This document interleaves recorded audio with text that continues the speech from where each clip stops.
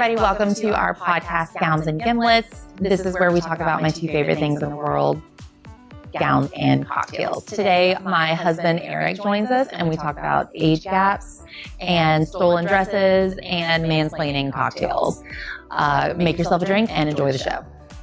Welcome to the podcast. Welcome to the podcast, Eric. Now you say something funny. My husband, co-owner, co-founder, Eric Wampler, welcome to the podcast. Okay, is that the official start of this? Yes, sure. Yep. Yeah, no one else has requested that, but okay, sure. Right. Everything before that. Whatever you need. I'm just, I'm here for whatever you guys have to deal out, It doesn't sound like it. That's all we have to deal out is fun facts about gab. We talk about women on this podcast. I don't know if you've ever listened to it. Well, actually, I just found out I was coming on like a couple hours ago. Yeah. I mean, it's just one of those. So I just had to come over, Well, welcome to the podcast. This is our podcast. It's called Gowns and Gimlets. That's why you're drinking a gimlet right now. Well, that is true. That is true. And I was, let's point out that, I brought the gimlets. You did. The gimlet supplies, and as one does when they find out they're going to be on a podcast, they just had some gimlet supplies, and I keep all the time just in case I get a call that I'm going on this podcast. I could be ready because I've been wanting to do this for a little while. So I'm happy to be here in this beautiful room. This might be the most time I've spent in this room continuously. Really? Probably. Yes, since it was opened up. Yeah. So we film and record this podcast in our VIP suite here at Bustle, which is a really special room that brides can rent out for a fee and have a private appointment experience. And back in January, we expanded the store to include this space. And it's this gorgeous, custom designed, beautiful space. And so you wouldn't have spent a lot of time in here because this is not really where we do the business side of stuff. This is where the magic. But I enjoy it. I mean, it's what's not to enjoy? It's sumptuous and it's perfect. And it really works well. I would not. This is like my favorite side of the store now. Not that the rest of it isn't. Wonderful. No, this is our favorite side of the store too. We love it. It's because it's new and it's fun and it's just elevated a little bit. Yeah. What did you think about this idea when I first started talking about it? Because I guess it was about a year ago that we started talking about doing this. Gosh, I think that we were in a situation where it was where we were thinking about this space, and I think that there was some issues where it was it became vacant and things it was off and on, that it was different things, and it just was I think the universe was calling out to us at that point, where it's you should take that little space over, because we actually had I think we had the option to get it when we first moved over here in 2019. We did. And then we just were I don't know, maybe we only need 3,000 square feet. I think you timed it right. I think so too. I do think that we underestimated how much space we were going to need. I think we underestimated the amount of growth that we were going to experience here. Evelyn would tell me the story about how when you guys first were moved to this location, that she would put 8 dresses on one rack that's the size of that, right? Yeah. And she said they'd be moving them and getting everything ordered, and she'd have 8 dresses on one rack and go, well, that's as many dresses as could fit there. And now there's 20. And now there's easily 20 per rack. And it's, oh my gosh, I can't imagine. I will say though, I still think it's funny because, you sat the girls, all of us down last June, and you were what would you guys think about if we, got that space next door? And because we are Sarah's employees, we did the only thing that we know how to do, which is make it all about us. And we were oh so my God, real. That would be great because we could use that for storage, and we could use that to keep Mother of the Bride stuff, just so that they're not all up in our business. And I was what if we use that space to make money?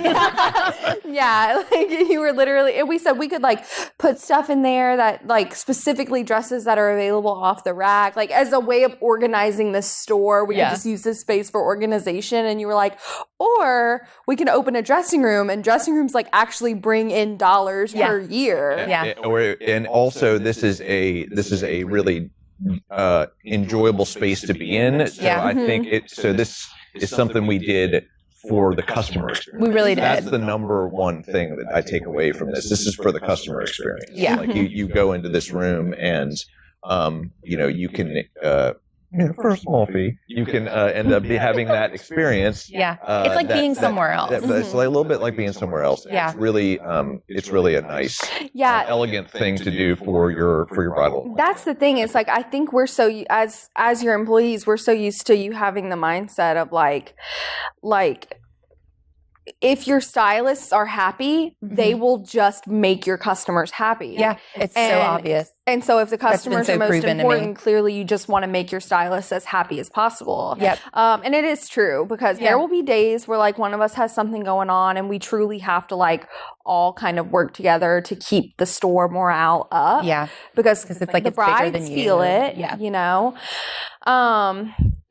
And we're good at it. I think we have a team right now that's really good at it. Oh yeah, you guys are excellent. Yeah, but it's trained our brains that like, well, if Sarah is planning to do anything, it's going to be whatever it takes to make us happy. Right.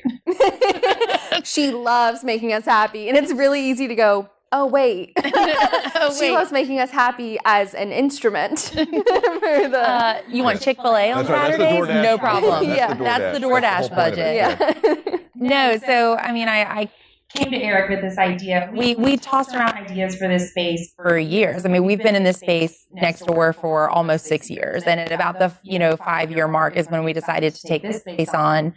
But we looked at this vacant space ever since we moved in, really. And like, I talked about making it like my office or storage or all of these other things. And none of it ever made sense because we were like, no, like this ultimately is a business. Like it has to make money to make sense. And when we came up with this idea, I was like, that's it. It has to be like no one else is doing this. That is what we love to do, which is top tier customer experience. And this is top tier customer experience. So did you have any like reservations or how did you feel about it? Well, I mean, we had changed locations, because of customer demand back in 2019. Yeah. And in that case, the thing that stuck with me was, with the slogan was "Go big or go home." Yeah. Like either we're going to make this work, or the place is going to go bankrupt, and we're done. We're under the ground. But we have to try. Yeah. There wasn't any other choice at that point. Yeah. And if you're not growing, you're dying in a business. That's like right. you got to grow. That's right. Desi Arnaz. That's right. Right. It's from the old Lucy. Yeah. From the Lucy. I think he did. I think he said that. Yeah. But the thing was that we wanted to take on this space because it's like, okay, well, sometimes you just have to jump in with both feet. Yeah. So you really do when you're doing something like this. And we didn't want to skimp on it. Right. We wanted to make it look nice for everybody. And I mean, the interior designer and you and everybody that worked in here they pulled it off. They really killed it. I think when we had the grand opening, that's when it was like, I knew it was going to be good, but then when we had the grand opening, it was like that was really clicked with me. Yeah. When it was like, wow, this is really going to be really going to be something else. And it really has, I think, been a great thing. I think the brides that we've had, I mean, they not love having it. Direct experience with it, but I mean, I could tell just from what y'all are telling me. Yeah, I like that there's no it. cameras in here. Yeah, well, that, Why is that, Katie? Yeah, wait a minute. What is that? What do you do in this space that you don't need a camera? It's because she knows I can't pull it up on my phone on the app and then text her and be like, "What's going on?" Well, no, I kind of liked when you do that. Okay. But it's probably because I also have control issues. So I get it, and it's fine. Yeah. But I like that there's no cameras in here because VIP appointments are the ones where we have the most time and things get the most gushy. And it's the most likely that a bride actually manages to get a tear out of me. Yeah. And I don't want any cameras around for that. Right. No. So she knows we'd sell that You footage. actually show your human side, and we can't get it on camera. Yeah, for, pretty the much. masses? Yeah. Oh, yeah, for That's sure. why she jumps on these appointments. Yeah. That's I mean, I I get will to say- feel quietly. I will say that was not I have to admit that was not intentional. It was just not in the scope of work. I mean, if we'd really thought about it, we probably would have expanded the camera system. Actually, let's either cut that or let's mention the fact that we're installing cameras tomorrow in here. By the way, burglars. There's cameras in here all over this place. They're just the tiny Don't even think about it. See. Don't even think about it. Yeah. Exactly right. We can peer into it from the other cameras if we have to. Sure, we can. Absolutely, we can. Yeah, we can. Don't even worry about it. No, it's been a great thing, and I really like that we're just using it just for the bridal space. Yeah, and it's really something that's nice because it allows for large parties too. Yes, it does. Which is really cool. People can spread out. It's hit or miss. And it's mostly hit, but sometimes it's miss. Tell me about that. Oh, large parties. Oh yeah. Like if it's like a huge party, sometimes that's a miss. Is that going to be a future? Is that going to be a smash or pass question later on? I don't want. He's so eager. I mean, he's so eager. Well, I've done my homework. How would it be a smash or pass for you? Okay, so Eric, smash or pass, big parties. We're not on that topic. All right, well, say we are. Say we are. Wait, is that how free flowing? Do you have any opinions about big parties? Have you listened to the podcast? Oh my gosh! Do I have opinions on large parties? Yeah. In we want to know. Shop or in your actual wedding? In an appointment. In an appointment. Yeah, like a large group of people in an appointment. Smash or pass? I would say that it's probably a soft smash. Soft smash? Yeah, because he has never taken a bride. Yes, he has. Really? I don't know that he has. He took a bride? A long time ago. Did she buy a dress? It was more. She did. It was more out of necessity than out of the fact that I was good at it. Yeah, this was in 2008. No, this was so early. This was before I was pregnant. This was in 2008 or 2009. And we were just absolutely slammed, and we were having this trunk show. And this was back in the early days of the store where my mom was one of my employees and I had one other employee. And we had a trunk show and we were just a little bit overwhelmed, and he was greeting customers because we couldn't get to them. And this bride came in and he was like, hey, they're going to get to you whenever they can. How can I help you? And she described this dress that she wanted. And he went, oh yeah, I think we got one that looks like that. And he brought her over to it and she went, actually, I really love that. And then she waited for a dressing room. We helped her in the dress. She tried on 2 dresses. She bought the one that he pointed out. Yeah, it was surprises all around. I was surprised that I nailed it. Yeah. She was surprised that I gave her something that she was like, oh, well, actually, yeah, that you're right about this. But at that time, I was working at the store more because I was actually checking people out. Yeah. Especially on Saturdays when we were busy. And so I had a little bit more exposure to, I'm sorry if I'm boring you, but if you had a little bit more exposure to. No rest. No rest around this guy. A little bit more exposure to the I was just thinking about what bridal must have been like in 2008, and it made me yawn. I would I imagine it was it was the Wild West. Actually, it was. It was kind of exciting. Yeah. I mean, you were going to Vegas, it was all about, it was all about being free and easy and just rolling with it, That's how it was back then. Yeah. Actually, I did have a question about that. I wanted to ask you about bridal market. You've been to bridal market. I've been to bridal market. Yeah. We've both gone as guests of Sarah. So I wanted to ask Sarah. Okay. Which one of us is better at bridal market? In which aspect? Describe it. Choosing dresses? Yeah. You. Well, duh. Although Eric has come with me before, and there was this one dress, and he looked at it and he said, that's a hell of a dress. Oh my God, the hell of a dress. The hell of a dress. That's Eric. He said, that's a hell of a dress. I missed the hell of a dress. Yeah, and so I was like, okay, let's get it for the store. Martino Liana with an off-the-shoulder cape. Yep. Yes. That was a hell of a dress. Yeah, for people listening, it was Martino Liana with an off-the-shoulder sleeve, but it wasn't off-the-shoulder strap, but it wasn't a strap. It was a cape. It was a cape that just clipped onto the front. And it was so dramatic and beautiful. It had so much drama. It was clean bottom, very detailed top. Lace, the bust beading. was gorgeous. It snatched you back. I love that dress. And we just called it hell of a dress until it left the store. We never called it by its government name. Right. So, and that was, so actually I have a representative from one of our designers that I know very well, and she and I are friendly, and she loves it when Eric comes with me to market because he goes over budget. He goes over budget. It's the only one I see a rep loving that you came to market. They don't typically like when husbands go, right? Because I think there are a lot of husbands of store owners that are more intimately involved in like the finances and the budget. And Eric's just there for the vibes. Okay. Like he's just happy to be a guest and he tells me what looks good. And then he'll see a dress and he'll be like, I mean, if you think that's going to sell, like, let's buy it. And I'm like, okay, let's buy it. So inevitably we're 10% over budget every time he goes. You know what, Eric? That's okay. She can say that about you, but I'll tell you what. It's okay that we're 10% over budget? It's okay. Yeah, I mean, it's okay that you're the reason that you're 10% over budget at market, because I'll tell you what, I keep us in budget. And I tell, Sarah goes, well, we're out of budget. Like, we're going to need to trim some fat. And I go, well, let's cut that one. She's not going to sell that much. And every single time, Sarah goes, no, I like that one. Let's just keep it because I like it. And I go, okay, all right. I mean, Sarah knows that you can't just buy stuff you like. You have to buy what the customer will like. You have to buy what your stylist want to sell. To be fair, when I say I like it, what I mean is I like it for the store. Yeah, no, I know. Yeah.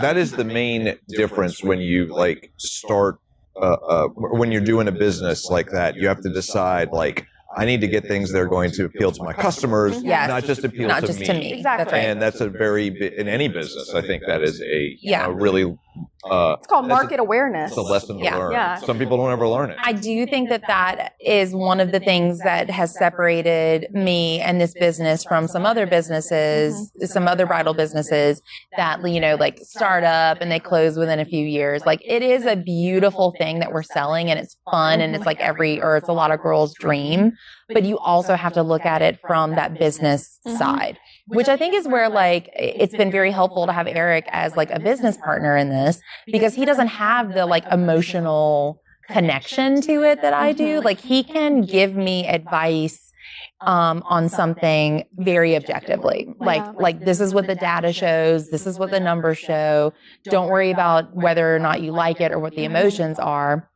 He can come at it from like a very like data driven point, which is an excellent counterpart. That's true. That's true. But I think you're doing a lot more of that since we moved over here. It's true. You know, and you're the one who's driving that, and you know, that, because this you know, like everything, businesses evolve. Yeah. You know, they do. They have to. You know, if you're not growing, you're dying. Again, thank you, Desi.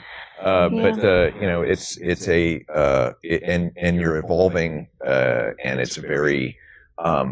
You know, sometimes it's scary, you know, because there's the unknown in front of you when you're navigating that. But it's something that you've like taken on so much of, and it's like, and thanks, because I don't have to do any of it. I think I'm very lucky because y'all are like sometimes it's scary. It's never scary to me. I did not put any money down on this, but it's always exciting to me. Like, I thought about that so much every time you and Jack are talking about Fleur de Fizz, and you're like, you know, like literally the last podcast when y'all were talking about like, it's our little birdie, we wanted to fly. Like, Bustle flies. Bustle's been flying, but I want Bustle to turn into like an actual jet plane. Yeah. Like, I don't want it to be a little birdie. But I like a jet I don't want it to be a little birdie. I want it to be like a rocket ship. Like, and so I don't know. I feel like I'm very lucky. Jack's like, I feel so lucky. I get to like get in on the ground floor and like really work the business up and like help it grow to a point where it can like it's self-sustaining, you know. And I'm like, no, Bustle is self-sustaining, but what that means is like you put a little bit more coal in that engine. Yeah. And it's just gonna speed up and it's gonna get more and more. I mean, like we were looking at stats, like, was that yesterday? Yeah.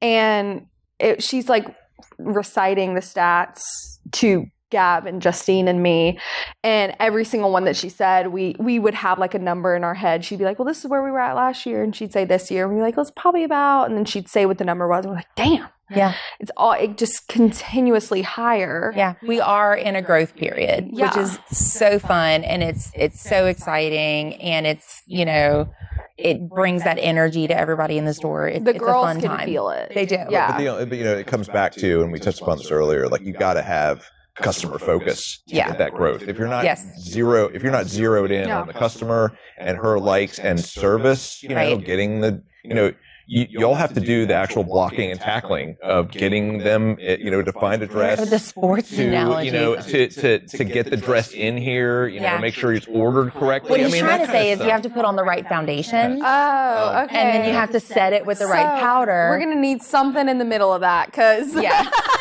don't think you guys have met me. Well, you're like literally in between us right now, so you're the one that has to come up with that. What do we do? I don't get either of the metaphors. Oh, we're trying here. We're trying here. Foundation does. I know it. What did you say? Setting powder? Yeah, setting powder. I know what both of those things do, but I don't understand the metaphor and how it translates. We'll get there. We'll get there. Oh, well, that's what the money's for. That's what the money's for. We'll get there. You're doing the work. You are doing the work. Oh, yeah. You're doing the work. And the important thing is focusing on the customer and doing the work and getting things right. Yeah, it's work and making sure our systems are done well. And Sarah's done a great job of that, so that customer orders don't get messed up. Right. And it's not on my watch. No, I mean, all of that stuff is so well oiled. It's like a well oiled machine at this point. But what you can never put on autopilot is what my stylists do every day, which is the customer service part of it. Like that is never going to be on autopilot. You have to be on top of that. You have to have that heart of service is what I say. And that is never going to be something that we can systemize.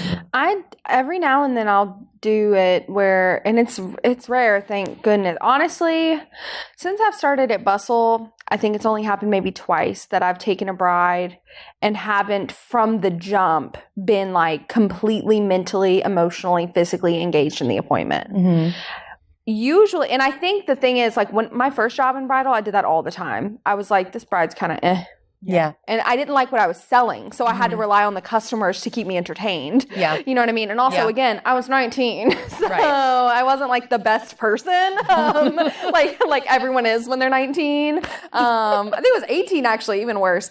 But I would, go into appointments with kind of hey, are you going to be someone I want to hang out with for the next 2 hours? And then I don't know if it's just because I started to like what I was selling or I just grew up and, grew a heart and turned into a better person. But now my brides come in and I'm straight up let's do this, girl. It's I know whoever you are, I'm going to like you. Yeah. You know what I mean? Because you are a woman who is getting married. Do you think it's a culture thing? I think it is. Yeah. I think it is for sure. And I mean, I've worked at stores where if a bride didn't buy, it was because she was a bitch. That is what was said. Yeah. And it was that hurts. I don't like that. It was painful. Yeah. And it was also it was hard for me because after I had just had Charlotte and I was I was the biggest in size I had ever been in my life. Mm-hmm. And I still thought I was hot shit. I still think I'm hot shit. It's kind of hard to not with the job that we do. Right. I see women who look like me looking like hot shit all the time. Yeah. Let's go. But I was working in a store and they would literally, I would see a stylist turn to me and as soon as she met her bride, turn to me and knowing the bride couldn't see her, roll her eyes and go ugh, because it was clearly a plus size bride. And I was I gotta get the fuck out of here. Mm-hmm. And so I do think it's definitely a culture thing with Bustle. We truly are we just love the freaking brides here. Yeah. What's not to love? They're great. And again, I will say it. I've had brides that were not the best people. Mm-hmm. But you have not the best people in every walk of life. Yeah. It's true. It just happens. Even them, there's a moment where I see them crack and smile or cry because they feel like a princess. And I go, there's a little girl in there. Mm-hmm. That's nice. Yeah, and we're going to find her. We're going to put this big fluffy ball gown on her, and we're going to find her. Yeah. She's in there. Exactly. And we do. And we do. It's a fun job. It's a good job. I just went off on a major tangent. I have no idea what I was beginning to say because my brain's not Sometimes working. I think about the fact that that's not really a benefit for you, Eric, from this business. You don't get that joy from that situation that I get to have, right? Even when because I'm not working with brides like I used to, but I'm still here for it, on Saturdays and busy days. And so I still get that, I get to look over at this appointment and mom is happy and grandma's happy and the bride, and it's this moment that I get to be part of. And that gives me so much energy to continue doing this job. That's not something that you get to experience. So what do you think is the part of owning this business that brings you like joy and excitement? Well, I mean, that's funny that you bring that up. And I mean, I will not hesitate when I say this, is that knowing that we are like giving an experience to Louisiana brides and their families that, you know, they're probably not going to forget for a long time. Like, or ever. There have been, like, think about it. There probably have been a good number of core memories that have been made in our stores over time by people with their parents, with their families. You know, you guys have like said a few of those about, like, I mean, I remember a couple of podcasts ago you're talking about grandpas and you know, all that. And I think that just like, I mean, I had been here, especially in the old store, the old location. I had been there a lot more, but and seen some of that stuff going on up close. But I still know that it's going on here, and it's like that's what gives me, like, you know, a special feeling. Like, well, I hit the microphone. Sorry about that. But anyway, a special feeling in, you know, your heart that you know that that's going on, and it's and that you had even an indirect part of that is very fulfilling. I have a question for you. Speaking of core memories, you've been around for as long as Bustle's been around. And I know that when shit hits the fan at Bustle, or when anything really crazy happens in like the bridal world, even if it's not at like in Bustle, Sarah has to go home at night and tell you about how her day went. What's a core memory of yours of something that made you go, like, in the early days of Bustle, was there anything that made you go like, oh, like this is quite the industry that we've gotten ourselves involved in? Well, I think there was one time where we had a long time ago where this was not normal, but it was eye-opening, where we had someone actually steal a dress, like brazenly steal a dress from the store. And this was probably about, I'd say, maybe 2011. Anyway, so what happened was that this... Even earlier than it might have been a little earlier than that. So I guess the short version is, and Sarah, you probably know this a little bit better than I do, but they had a dispute about the dress coming in, whether it was like the right size of the dress, whether it was the right type. And so when they came in to pick it up, they just like snatched it off of we were going to let the girl try it on. We had put it out for her to try it on in a box, and like when they came in, instead of them trying it on, they just grabbed it off of the pedestal and just ran out with it. And said, "Your nightmares." Her face looks horrified. And said, "Wait, this is even better." She said to Sarah, pointing a bony finger in Sarah's face, "Your nightmares just begun." Can you believe somebody? Short answer, no. Like laughed and then called the cops, like, you know. And so but what blew me away by that was like, who says something so melodramatic? It was very melodramatic. In real life. Easy answer, me. About such a thing. I mean, I've never stolen anything, but I have absolutely, like, every single time I go into any boutique, I'm waiting to have my pretty woman moment. It was very pretty woman. But I was just like, what just happened? And I was like, okay, anyway. And then I like called the Baton Rouge cops, and I was like, so that's like felony theft, right? And they were like, yeah. And so like they had to bring me essentially mugshots, and I had to like pick her out from a lineup, and it was like this whole thing. It was crazy. They brought it back. The police department got in contact with the sheriff's office of the parish where those folks lived, and it was back in short order. Because you know, when you get a sheriff's deputy showing up to your door, and that's when things get real. And but that's what I'm confused about. I'm just confused because you said she was picking up. He got that part wrong. So like she looked horrified because he said that she was picking it up and it was in a box. That's not what happened. So she picked the dress up, and it was one of those things where like, you know, you measure into a certain size. And if you're kind of in between sizes, we always go with the size up. And this girl was like kind of like disproportionately sized, right? So like her hip measurement Oh my God, she's just like me for real. You're for real. Wait, was that me? Are you guys sure that wasn't me? What year was this? You were a baby. I've been like this since I was a baby. So her hip measurement put her in a size that was like 3 sizes larger than her bust measurement. Yeah, same. And like Okay. it happens. It does. And we went over that when she ordered the dress, and we were like, look, we're going to have to order to your hip measurement. It's going to be very large in your bust. And she was like, I get it. I'm hippie. You know, I always have to have things tailored in. Mm-hmm. And so when it came in, it fit her beautifully in the hips. It was too big in the bust, just like we had talked about. And everyone with her was like, oh, well, it's too big. You guys need to fix that. And I was like, she's going to, and tailoring, don't worry about it. And then they left, and I didn't hear from them again. And then they did a chargeback, which is where they call their credit card company and they say, I received something I wasn't supposed to receive. And so the credit card company immediately takes the money back from the business. And then you have to prove to the credit card company that you did give them the merchandise that they ordered, which I had all of that in place. Like I had the sales agreement and the measuring and all pickup that, slip and whatever. everything. Right. Well, so they shipped the dress back to me and they did the charge back because I think they thought they were just going to send me the dress back and get their money back. And so I had the dress in my possession. I had the dress, they had the money. And I'm like, as long as like I have one thing and you have the other, it's fine. Well, they came in the store, the mom and dad of the bride, and they said, we're here to get so-and-so's dress.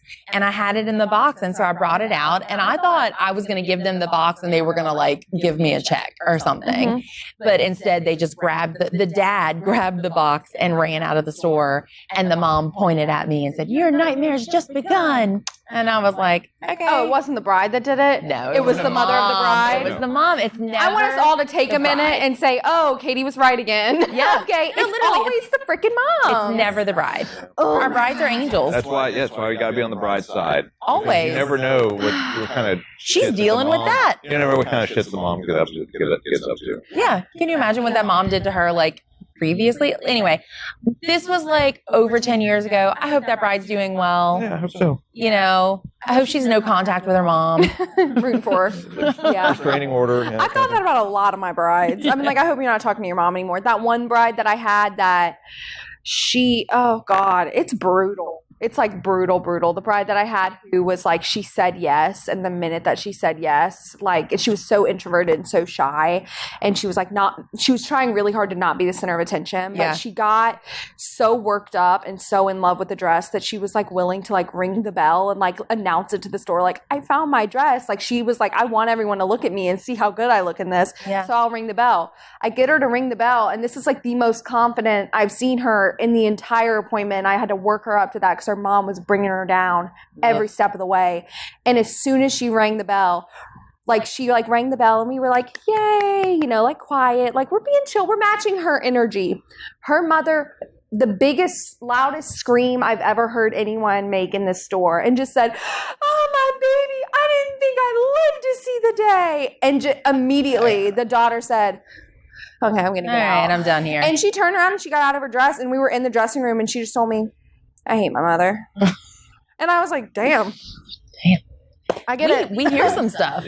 Like, that's hard. You make it about you turn around and make it about yourself. Yeah. That's not what you that's why I've grown to struggle with moms since I've become a mom, like with Charlotte. Like, I can't imagine ever saying something like that to my daughter or doing something like that to my daughter. No, I know.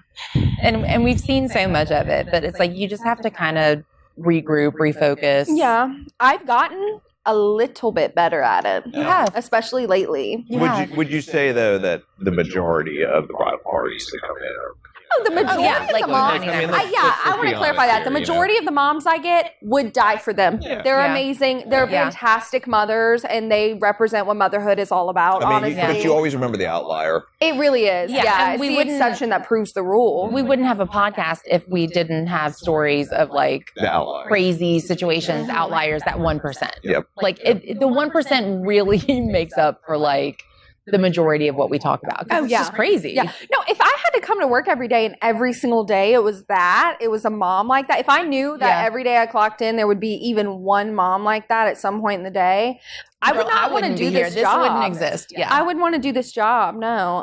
It's just enough crazy stories to like get the blood pumping. Yeah. To make and you like go, get "Can us you like, believe that?" that's crazy. And then we get back out there with the awesome, you know. Yeah. I get there with my awesome brides. I'm like, you guys want to hear what happened this morning? Yeah. And they're like, oh my God, what? And I tell all of them. They love it. They love it. Oh, they love tea.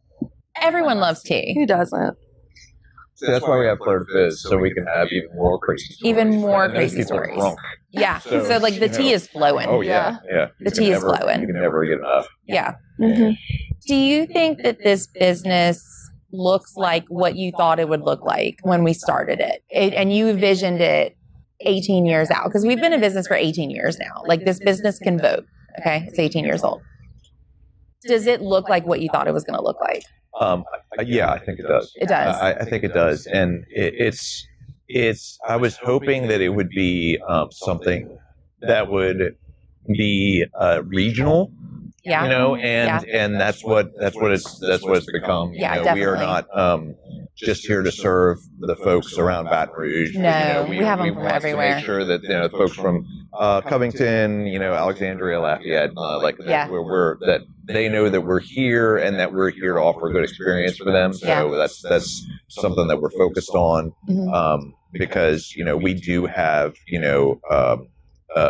bespoke selection dresses. Oh, someone's been Googling. Okay. Drop some names, vocabulary. We'll talk about it later. Okay. All right.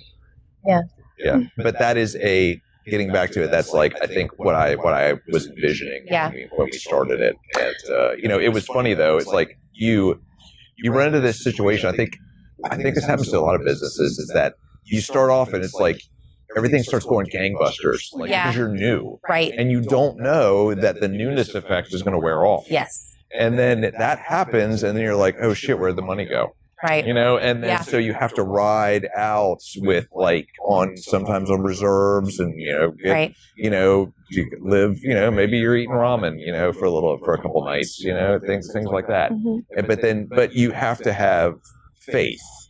And so I always had faith. I think you always had faith, both of us, that it was going to turn into something that would be good, because you were always laser focused on the customer, and knowing that if we keep the focus there, then the business is going to work out. And that is what's happened. And the focus is still on the customer. Yeah. Oh yeah. I believe that to my core. Yeah, for sure. So I think that's also universal for any business. If you keep the focus on the customer, it's going to work out. Do you guys think you'll ever want to franchise Bustle?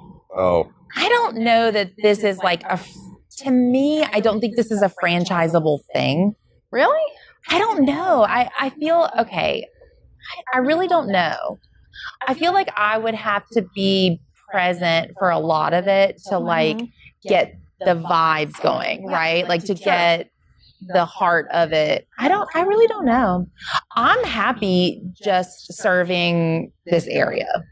And then maybe obviously diversifying our business into something else service related, like Flirt Fizz. Like that's kind of where that came from. Like we felt the need to grow and to create more business and have another focus. But I don't know that this is to me, a franchisable thing. Look at David's Bridal, right? That is a franchise, or I don't know if it's a franchise. It's a corporate thing. It's it's a little bit different. It doesn't have the heart that I think it needs. Yeah, I think our focus is, again, because it's regional. Yeah. If you were going to, put another one of these out there, then it would have to be really far away. Right. It's hard to manage remotely. Yeah. What are it's your not thoughts on that? the easiest. I think that Bustle has the blueprint down for bridal stores. Mm-hmm. Truly. I think a baseline,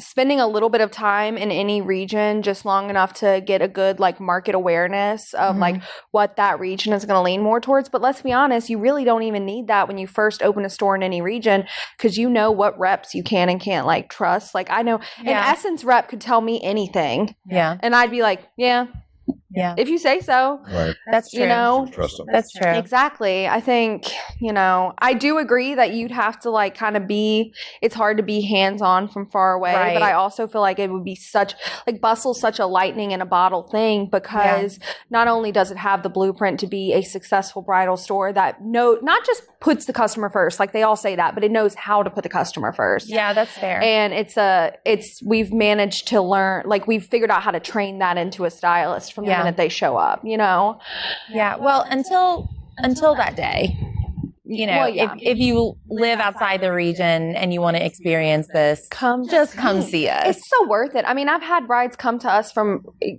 come from all over the country. Yeah, they really do. Did you plan that pitch? Because that was really good. It was really good. Like it actually started to turn me a little bit towards the idea of franchising. I mean, look, I'll go to Connecticut for you. I'm so serious. I don't know why. I'm willing to go to San Diego. Okay. Look, Jack will open a Fleur de Fizz up there for you. He'll be like, I need you to wire money to this woman's bank account. She keeps my rent paid, okay? And then I'll show up and do all the work. Yeah. So, okay, how do you feel about all the feminine energy in your life? Like you've got 2 daughters, you've got, you're co-owner of a business that is majority women, how do you feel about that? You just play the hand you're dealt, I mean, and let's be honest, like I chose this. Yeah, it's like to be, where it's not like you had this before we weren't together. Right. Like this was something we started. We made this. Yeah, we made this together. So it was like that's a choice. Yeah. And you can't back out on a choice, or you can't ever say, like, if an idea goes south, you can't ever say, I think when you're married, this was your idea. Right. Like, because that's a death sentence. On like the relationship. To your marriage, to your business, to everything. Yeah, to everything. So, well, we've always been that way. Like in our marriage, like when we make a decision on something, we agree that like we have made this decision. Mm-hmm. And if something goes bad with it, like it's not going to be like, you made me do this. That is the only way to go into it. That's so funny. First of all, I think that's what makes you guys like a power couple. I actually thought about that whenever Jack was on the podcast. I said, we're going to have Jack and we're going to have Eric, and people are going to like think me and Jack are a power couple until they actually meet you and Eric. Because that's, I think, the difference. You guys, you're like, well, it's not that you made the decision, we made the decision. Yeah. And like, if we succeed together. And if we fail together. Yeah. And me and Jack's mentality is just, if you made that decision, it is your decision to make. I'm not influencing it. Mm-hmm. You make whatever decision you need to make, and all I will do is support you. And if you fail, I won't judge you. Yeah. But if you need anything from me to succeed, like that, I'll be here for it. Yeah. But ultimately, like, this is your baby. Mm-hmm. It's your job to change its diaper. You know what I mean? Fair. Except for with our actual kid. With our actual kid, we both changed the diaper. I feel like I should clarify that. Thank God. Yeah. Okay. Well, this is our actual kid, and we both changed its diaper. We had this kid before we had actual kid. Right. I guess that's true, huh? So it had to be, we were both all in on this. I mean, look, when we started this business, we leveraged our house against it to get the business. Yeah, you've told me that, which is crazy. First of all, you had a house. I can't imagine. Oh my God. It was a small house. But we leveraged our house against it. And so like we had to be all in. Like it couldn't just be my thing.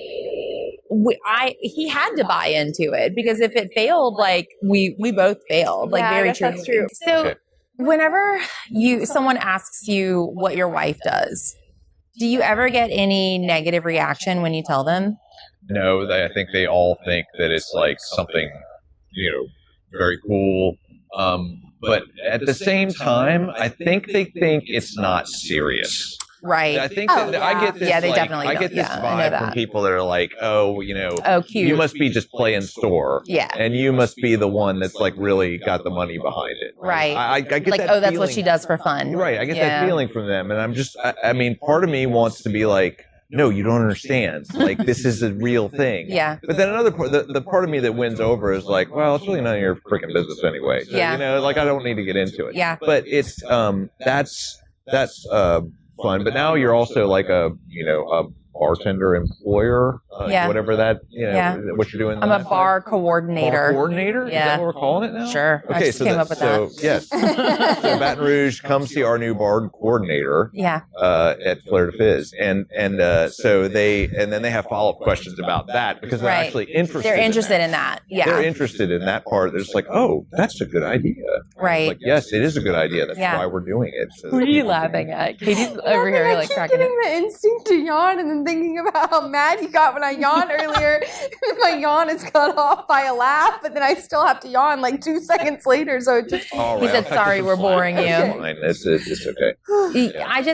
Because I'm not there. Like sometimes I'm not there with you, right? If like they're like, oh, you like maybe like new coworkers or like people or whatever, and they say, what does your wife do? And I can just imagine, do you get different reactions from men than you do from women when you tell them what I do? Yeah. I mean, I think it's I think there's a little bit of, more cynicism coming from men than there is from women. I think it's more interest when it comes from women, but they don't know how much to ask me about it. Like you can tell some of them really want to ask me a lot of questions, and I'm part of this. I'm happy to answer. So I just answer whatever they ask, and then see how far they go. Yeah, that's it. So now that we've done this for as long as we have, right, and we've learned a lot of really hard lessons, and we've had some really big wins and big celebrations. Is there anything that you, looking back on it, you think we would have or should have done differently? I mean, there are a couple of business decisions that should have been that I do regret. But I mean, I think if you're doing this for 18 years, it's going to happen, and you have to just you have to be able to roll with the punches, and that's that is a main thing to do. So opening up a prom store wasn't not a good idea, although we thought it was a good idea. Sometimes you're going to think something is a really good idea, and it just doesn't work out, and you don't want to berate yourself about it. Right. You're just like, oh well, that you just hope that you don't take so much of a swing on it, and you don't bite off more than you can chew, so that if it does go bust, that you can recover from it. Yeah. But I think that the one main thing that is been like a win is just staying the course, because we knew that this place was going to do well to start with, and having it turn out that way was it's been very rewarding. I think that I would have inserted myself in the behind the scenes part of this business earlier if I had it to do again. I absolutely love working with brides, taking brides, doing appointments. And I did that for so long because I loved it so much and when we switched over to this new space and I put myself more in the behind the scenes stuff, that's when our business really started growing and thriving and exponentially growing, because I took myself out of that role where I could only work with one bride at a time, and I put myself in a role where I could make this business grow so that we could serve so many brides and do so many different things. And I was kind of scared to do that because I thought that what I loved about this business was working one-on-one with brides, and I do love that. But I thought that was all that I loved about this business. I had so much fun today just marking the mother of the bride trunk show gowns. Yeah. I was 70108, charcoal, size 12, next. Yeah. And it was just so Yeah. And I love working with a bride. Right. I do feel like sometimes I'm working with a bride and I reach the point where we're towards the end of the appointment. I'm never with a bride and going ugh, can't believe I'm working with a bride. I wish I was doing this thing instead. Right. But I do, if an appointment starts to run over and I'm aware of the time, I do reach a point where I go, oh, I have other things that I'm supposed to be doing at this point, but I'm still with this bride. Yeah. And I will reach a point where I start to get nervous and I'm I'd rather be doing this than marking the mother of the bride gowns. Yeah. But, I do eventually have to get to that. And then once I get to the mother of the bride gowns after a long appointment, I'm this is nice. It is nice. Just me and my clipboard. Yeah. Minding our business. Yeah. And I think going back to what you said too is about roles in the business.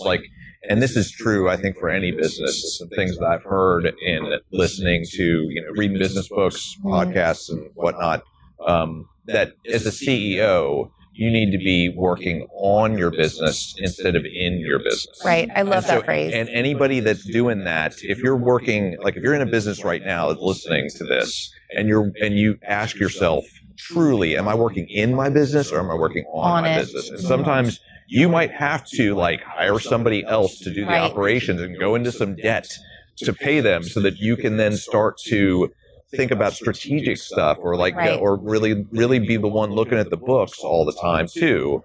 Or hiring consultants so that you can start steering the ship. Right. As opposed to shoveling coal in the burner, and being the one that's running around turning the valves. That's different. Now, the one thing I think that was the thing that we got right, and this is also true for a lot of other businesses too, is that you've got to focus on advertising right off the bat. You've got to focus more on advertising than you think you possibly need to, because there are so many good things out there that I see just driving around town. Like here in Baton Rouge and in New Orleans, where it's nice stores, nice restaurants, but they don't get the word out because you never see a single thing about them on social media. You never see a billboard. Back in when we started, when dinosaurs roamed the earth, it was magazine ads, but and they were expensive. They were way more expensive than what you have to pay now to do social media. Right. But you had to do all that. And you had to keep your name out there. And you've got to think about that as a business. Okay, how much does it cost me to acquire a customer? Right. And you just got to go after that. You got to have a lot of your budget focused on that. Yeah. Otherwise, you're not going to survive. We did do that right. Yes, we spent a lot of money on marketing, and then we were in the early development of social media. We had a Facebook page for this business before a lot of businesses had Facebook pages, and we were, angling that part of it. And so we've always had to focus on advertising, social media, and that's been a big part of it. So yeah, we did get that right. Yeah. But I do think that I would have worked on this business rather than in it earlier if I had known what that would do for the business. But I mean, we're always growing. And that's learning. Life, baby. You learn lessons, and I know. I feel like I never hear him call you baby. That's crazy. It's not a. I do that more often than you would think. I don't know. I've just never heard it. I've never heard it. You're not hanging around our house. I don't want to hear what Jack calls me. I really don't. I can imagine. I really do not. Yeah, that's it. Yeah. So I think those are the two. Yeah. Both the bad side and the good, and it's good. Yeah. It's better to focus on the good. Yeah. Right. And we do a lot of that. Mm-hmm. We do a lot of positive talking about this business and this venture when we're talking about it. We've always done that. We've always focused on the good part. Yeah, that's very true. Mm-hmm. So what you got? Oh, well, I mean, I've been thinking, and again, when I was called a couple hours, prior to this podcast, I just had my Gimlet stuff with me all the time. I keep it with me all the time. In the car. In case I get called onto the podcast. Because this, we had some discussions about the name. Yeah. What we went back and forth a lot. Yeah. And it turned out to be gowns and gimlets. But let's think about what is a gimlet? What is a gimlet? We put it in the title, but I don't think we really gave that a lot of thought. So, I mean, let's think about the modest little gimlets. That this is a drink that we have incorporated into our pod. So I just wanted to kind of get an idea. We had a debate. What's in it? Yeah. What is in a gimlet? Is mint in a gimlet? Is mint in a gimlet? We were talking about that. We don't know. Jack. But no, I mean. Oh no, he's prepared. Oh, the man's an engineer. He's prepared. The glasses are coming out. I've done a little research. He's putting the glasses on. I've done a little research. This is getting serious. And so I wanted to just. Notepad, like Blue's Clues. What is going on? Right. So I want to come back to there was a Gimlet I went looking through an old series of books. Because why not? Yeah, why not? I mean, the Gimlet. It made an appearance in a novel that was called The Long Goodbye. And this was a This is a long goodbye. All right. It is a long. I don't want it to be a long goodbye for people to leave out of this podcast right now. But it's going to get interesting. Let me just quote what this novel has to say about what's in a gimlet. So we have our main character, and he's a private eye. He's a hard-boiled detective, and he's with a friend, and they're in a bar. So we sat in a corner. So here's what they say: we sat in a corner of the bar at Victor's and drank gimlets. They don't know how to make them here, he said. What they call a gimlet is just some lime or lemon juice and gin with a dash of sugar and bitters. A real gimlet is half gin and half Rose's lime juice and nothing else, and it beats martinis hollow. Now, is that really, was that a gimlet that you would like to drink? Half gin, half Rose's lime juice? Yes. Really? You say yes? Those are shots I actually take is Empress gin, and then I take a shot glass. I do half Empress gin, half lime juice, and I take a shot of it. And I know that I have enough lime juice whenever it turns from purple to like a pinky color, like almost clear. But I take a shot. That's not like that's not a cocktail. That To be fair, I could sip it like it's a cocktail, but I'm just trying to get the gin down as quickly as possible. But that's not what you're trying to with a gimlet doing in a cocktail. You're trying I don't know. I don't think half gin and half lime if I would juice drink it, I would drink it. I do drink it. That sounds like that would tear up your stomach. It's too. really like, good. Right? No, it the juice like neutralizes the gin.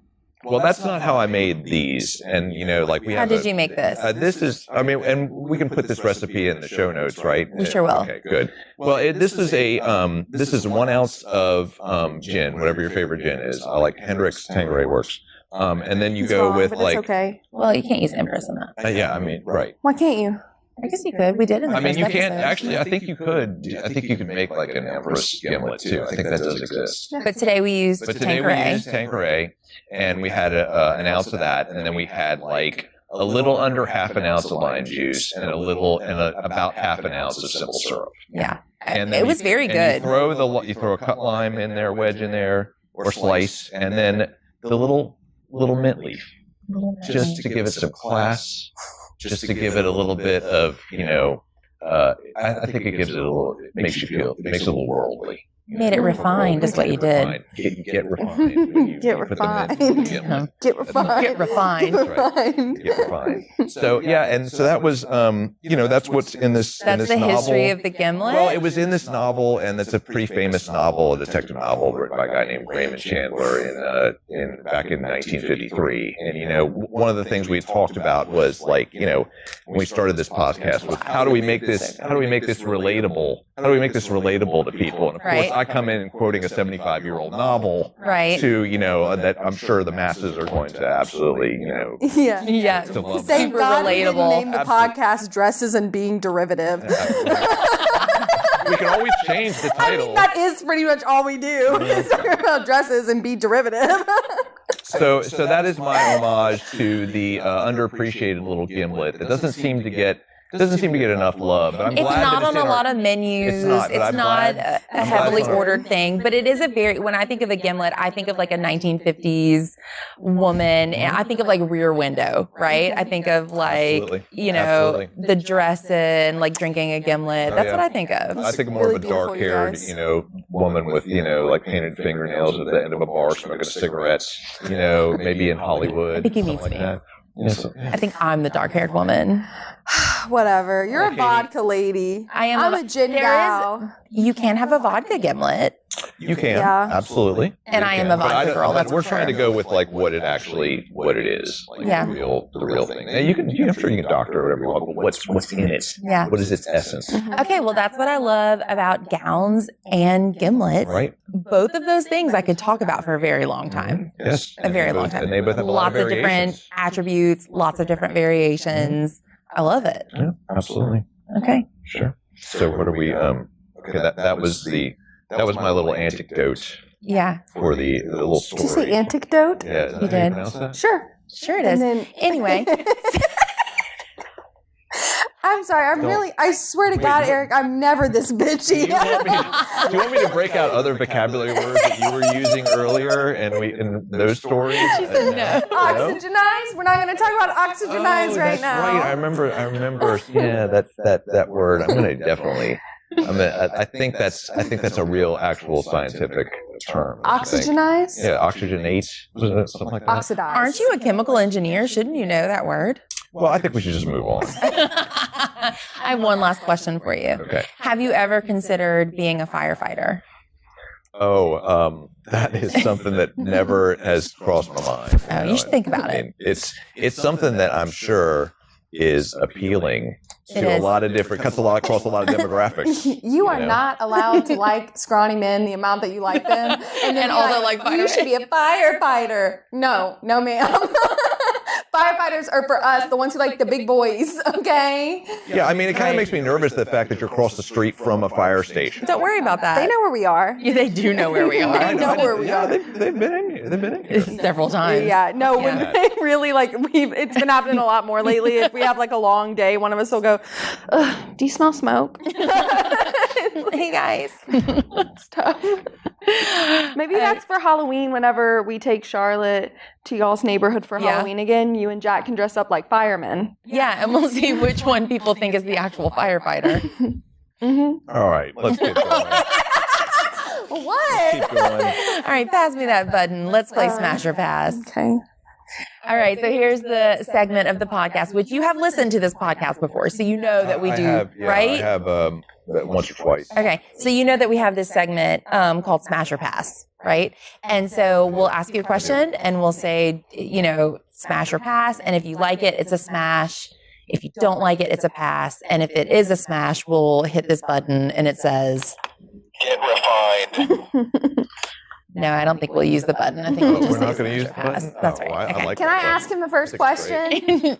Is it your question? Yeah. Okay. All right, Eric. I have a question for you. Smash or pass?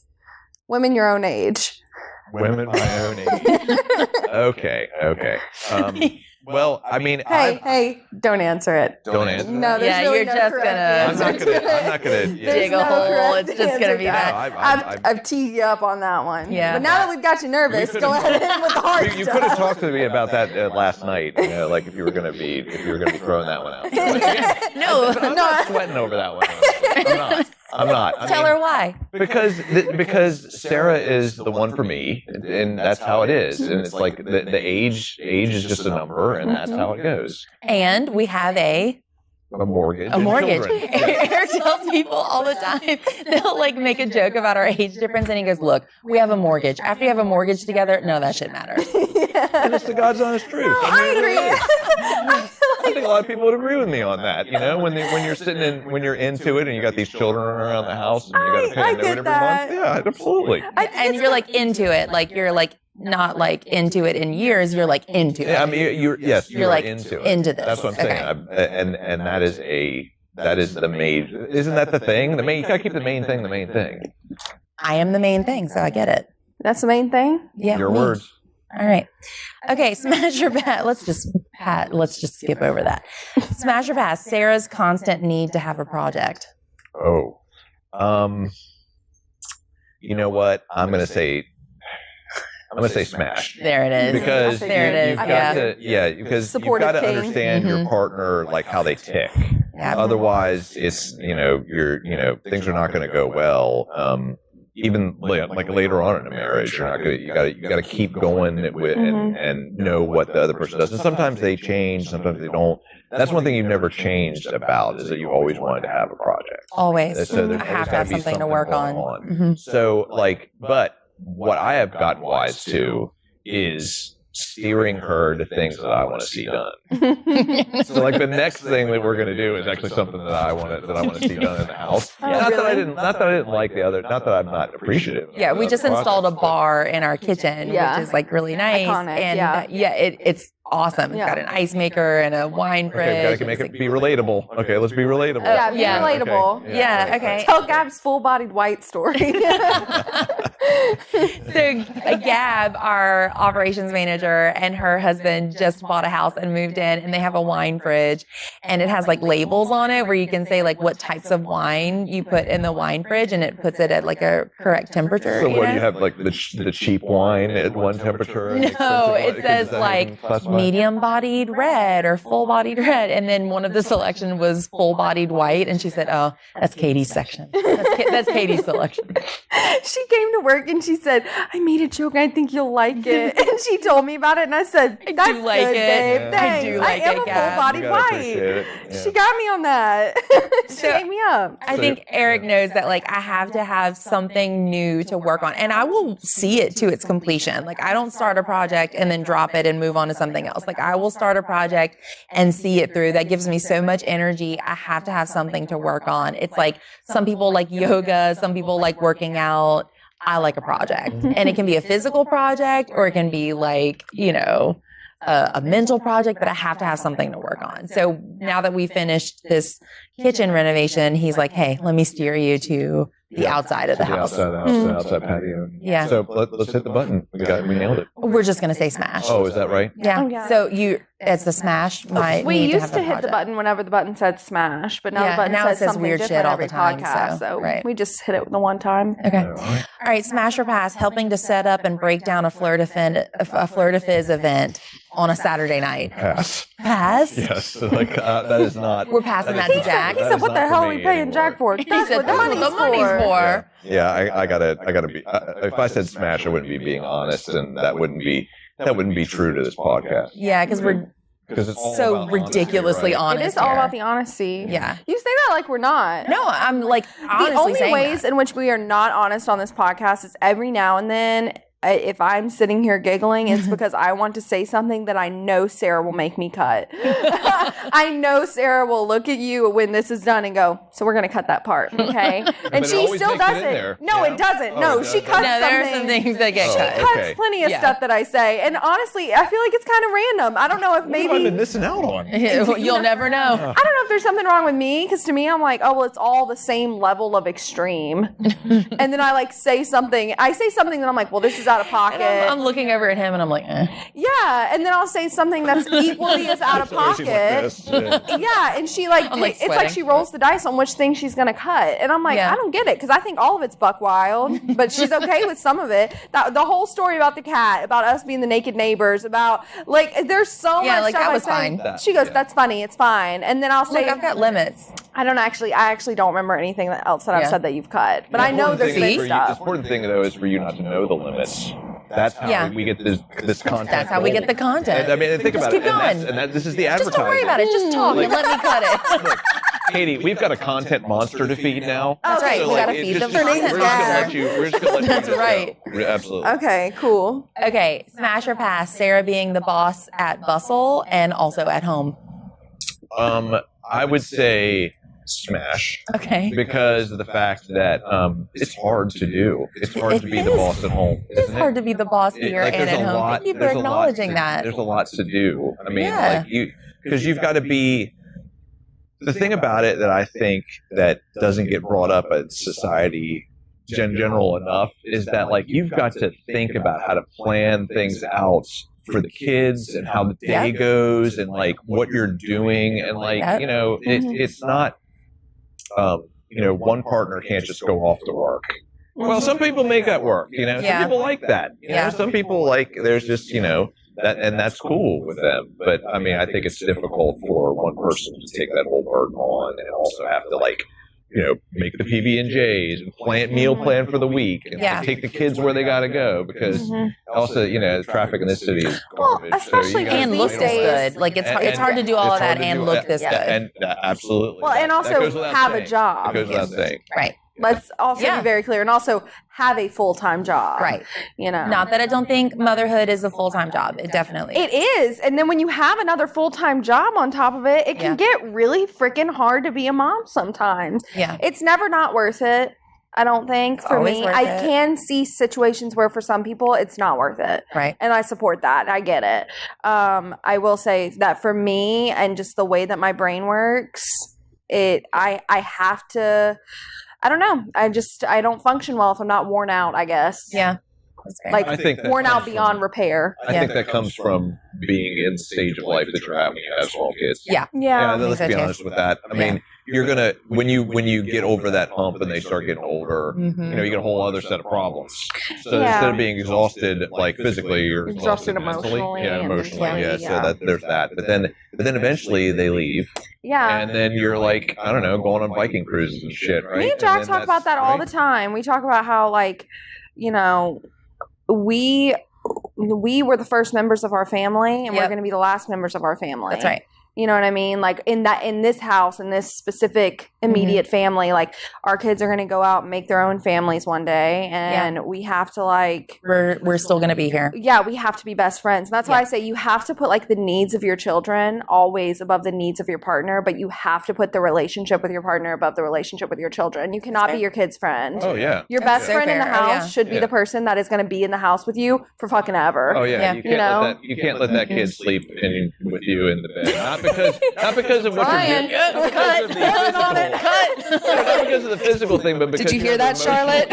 Cut that out. You need to be able to talk to each other at night. After that's what he wants to do. And that's not even what I was talking about. I was laughing because I'm like, I wish I could get that kid out of my freaking bed. I didn't even click. I was like, well, duh. Yeah, you want to like be with your partner. But put your foot down. That's the problem. It's not that I don't put my foot down. It's that I put her to sleep in her bed, and then I go to sleep in my bed. Jack goes to sleep in our bed, and then I wake up at 6 a.m. and I'm crammed between them. And I'm like, when did you get here? Like, when did that happen? Snuck her way in. That kid, I swear. Unfortunately, we're getting a king bed. You gotta walk her back in there. Yeah. We're getting a king bed. That's decided. Anyway, what's our next smash or pass? What's the last one? Smash or pass? Bridal store owners. Bridal store owners? Yeah. In general, I would say smash. Yeah. Yeah. I mean, all of them, or just like one in particular? I mean, just one in particular. What if he said all of them? Wild. Yeah. He's never going to market again. He's like, market's the best. Yeah. And I'm definitely the one in particular I'm thinking of course, is like our friend that lives in Texas. Oh my God, she's gonna die when she hears this.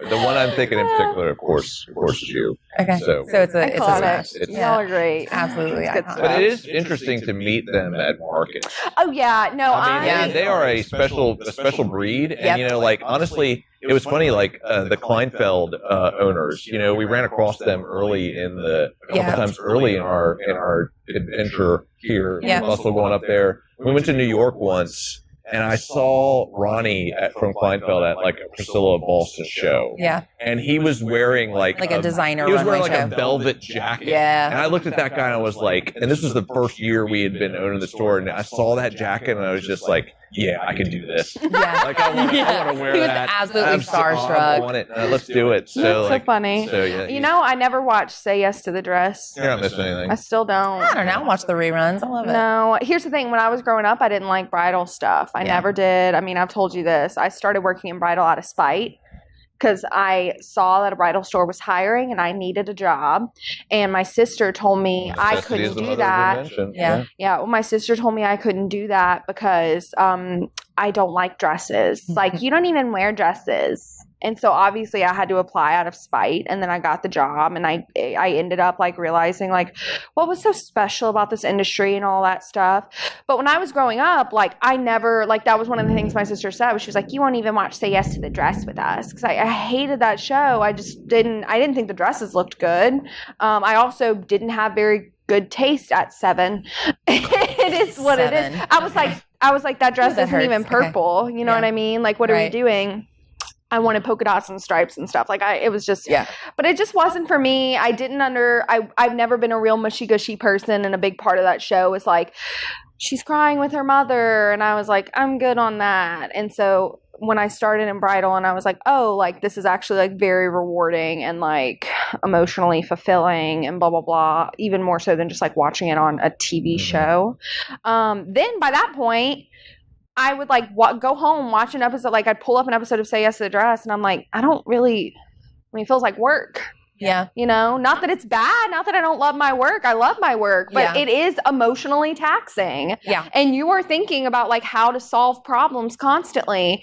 And so when you're watching a show where like the purpose of it is to say the problems that happen in a bridal appointment and like the parts of it that are emotionally taxing, and you're sitting there like watching it as a bridal stylist, it's exhausting to watch after work, you know? Yeah, I can understand that. We don't watch it very much either, but I never watched it growing up, and I don't watch it now, so now I've just like never seen Say Yes to the Dress. Well, the funny thing is we started this store like 4 months before that actually premiered. Yes. And so everybody thought that was the reason we started a bridal store. It's like, no, this was our own idea, God damn it. Y'all are just now hearing about it 4 months in because we figured out that advertising is important. Right.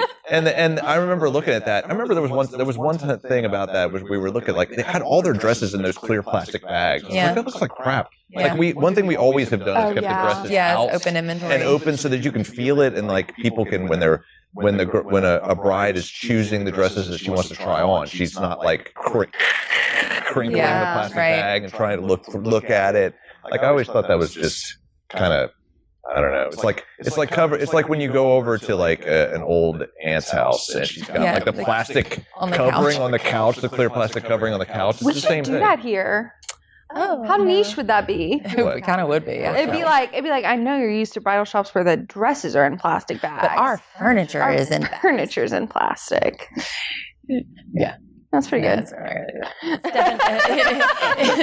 My friend who did the interior design in the VIP She's over here like, she's like sweating. She's like, That's not funny, Sarah. Don't laugh. Sarah, actually, don't laugh. Actually, hit her. If I had $1 for every time I made a pitch to Sarah and she just went, no. Well, you got a little bit in on one tonight. Yeah. I mean, I gotta be honest with you. The franchise thing. Yeah. No. Well, it's a brilliant idea. I'm brilliant. I mean, isn't that amazing? You're just so lucky to have me. Well, thank you for telling me. Eric sees that as one step closer to getting his velvet smoking jacket. Yeah. I just want to help you get that jacket. Just don't take her off the patio project, okay? That's what I want to do. Yeah, he wants me laser focused patio. on the courtyard project for our house. Yeah. Okay. No, Eric saw him wearing that velvet smoking jacket and he saw his future and it was bright. He was like, that is what I want. Yeah, sure. It was a shining beacon. Sure was. Well, we're just making that dream come true for you every day here. Well, I appreciate your efforts, both you and you too, Katie. Thank and pass you. that along to everyone who works here. I'll tell them. Because They know. They're all good eggs. Yeah, they know. Most of them. Most of them. And they're all very cute. That's true. So true. Cute. Precious little girls. Precious. Absolutely. Yeah. Absolutely. Proud to be a part of this. Well, this has been fun. Tell them where they can find us. Oh, well, we are at 14241. No, I knew that's what he was going to say. I knew what you were asking. I was just trying to mess with you. Let's see if he knows our Instagram handle. What's our Instagram handle, babe? Instagram handle? Yeah. From somebody that doesn't have an Instagram? Correct. It is at Bustle Bridal. It is. Yes. You can find us Instagram at Bustle Bridal. And And Flair is at Flair to Fizz Bartending? it is. Yes, Good that's job. right, You can on find us Instagram. Yes. Instagram at Bustle Bridal, at Flirt of Fizz Bartending. Mm-hmm. I knew that. I knew what you were asking. You knew it all. Obviously. Obviously. The doy. I know everything about this place. Oh, really? Oh yeah, all of it. Do you know if we have any scarves in the store? Years of history. Well, I don't think so. We got 2 of them. Yeah. For 2 scarves? Yeah. Like, how long are they? Super long. Like, do you like double them around your You They're can. neck? infinity scarves. Infinity scarves. Thanks for joining us today. Next time on the podcast, we're going to have our store operations manager, Gab Godberry, join us. Until next time, you can find us on social media at Bustle Bridal, at Flirt of Fizz Bartending. And until next time, gowns, gimlets, and good vibes only.